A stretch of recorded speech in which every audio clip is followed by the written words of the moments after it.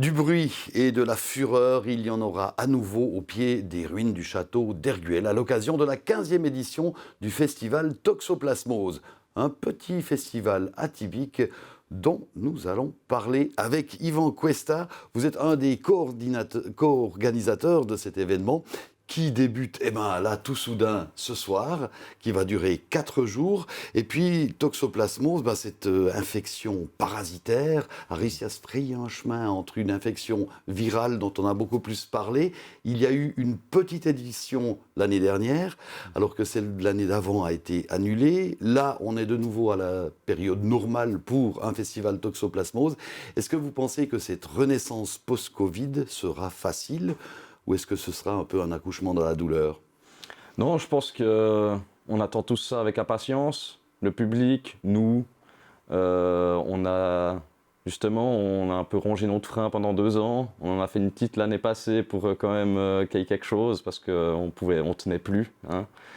Et puis là, cette année, je pense qu'en fait, c'est un peu une délivrance. Hein, donc je pense que le public sera au rendez-vous et puis on aura énormément de plaisir à proposer vraiment le festival dans sa totalité. Ouais. Donc pas de souci côté public, vous pensez que les gens vont se déplacer ? On est assez confiant là-dessus, on a quand même une sacrée équipe d'irréductibles qui viennent nous voir, qui ventent, qui pleuve ou qui neige. Et puis chaque année, même l'année passée où on a fait une édition réduite, on a quand même battu certains records d'audience sur par exemple le jeudi où normalement on a un peu moins de monde. Là, c'était plein. En fait, on avait réduit le nombre d'entrées, mais on a quand même fait sold out les 3 soirs. Donc, c'est très encourageant. Et je pense qu'au fil des années, on commence à se faire un nom, puis une petite réputation auprès de ce public assez précis. Quoi. Et vous pouvez accueillir combien de spectateurs là au milieu ? Il faut préciser que ça se passe au milieu de la forêt, hein, je disais, au pied des ruines du château d'Erguel. Vous pouvez accueillir combien de monde là ? Alors, on a une capacité maximale qui est de 450 personnes. En général, on attend entre 250 et 350 personnes par soir, en comptant qu'il y ait des gens qui viennent qu'un soir, d'autres qui viennent les 3 soirs et tout ça. Mais entre 300 et 500 personnes, quelque chose comme ça. Ouais. Vous parliez des inconditionnels, alors est-ce que c'est un public strictement régional ou il y a des gens qui viennent de plus loin ? Non, alors on a aussi des copains de France qui viennent chaque année nous faire un coucou, on a des Lausannois, on a un peu toute la Suisse romande qui vient au fur et à mesure des années. Et après, on a aussi des nouveaux venus qui, tout d'un coup, ils en ont entendu parler, ils ont vu un flyer qui traînait, puis tout d'un coup, ils viennent du fin fond de l'Argovie pour venir chez nous parce qu'il y a un groupe qui leur plaît, etc. Et vous avez souvent des groupes nordiques, hein, comme cette année, de nouveau. Est-ce qu'ils amènent leur fans club en charter depuis la Norvège ? Ouais, alors c'est un peu compliqué. Hein.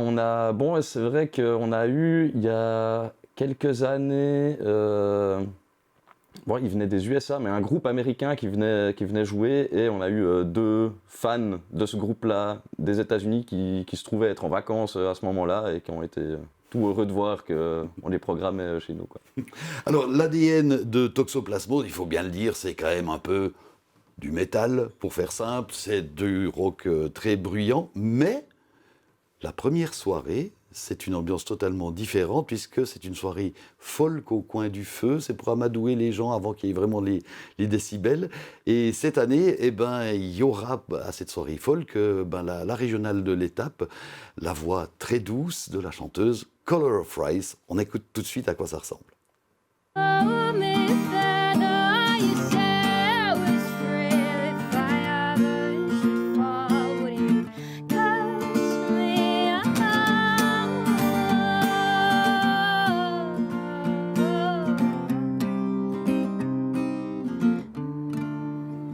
Et après ce moment de douceur, jeudi soir, ça va se gâter, notamment avec le groupe norvégien que j'évoquais, qui s'appelle Norna, et qui fait, vous m'avez précisé, qu'il faisait du doom. Voilà, doom sludge, donc très lourd, très gras, très sombre et plaintif, pour réveiller les aspects les plus sombres de notre conscience. Et tous les fantômes du château d'Erguel. On écoute à quoi ça ressemble aussi ? Volontiers.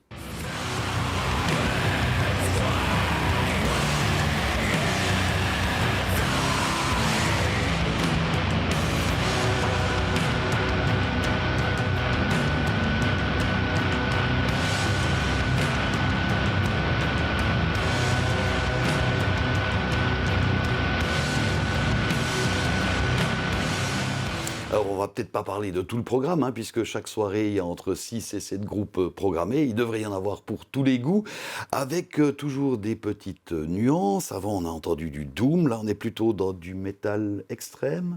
Ouais, métal extrême, du hardcore plus précisément. Hardcore, made in Switzerland, c'est des jeunes voix, ça s'appelle Nostromo et ça ressemble à ça.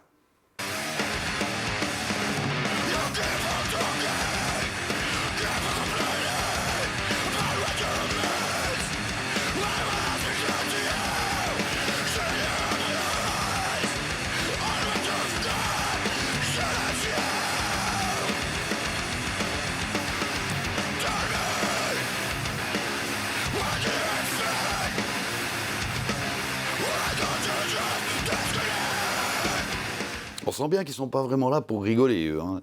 Non, ils sont bien énervés. D'accord. Il y a des trucs un peu plus rigolos, comme samedi soir, un groupe qui s'appelle Closet Disco Queen and the Flying Raclettes.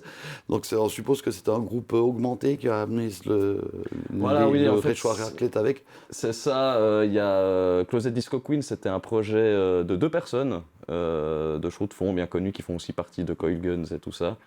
Et sur les derniers temps, il y a 2 autres personnes qui sont venues se greffer et du coup ils ont trouvé rigolo de rajouter les Flying Raclettes. Bon. Alors on peut aussi écouter à quoi ça ressemble. Les enfants peuvent de nouveau regarder. Les images sont plutôt rigolotes.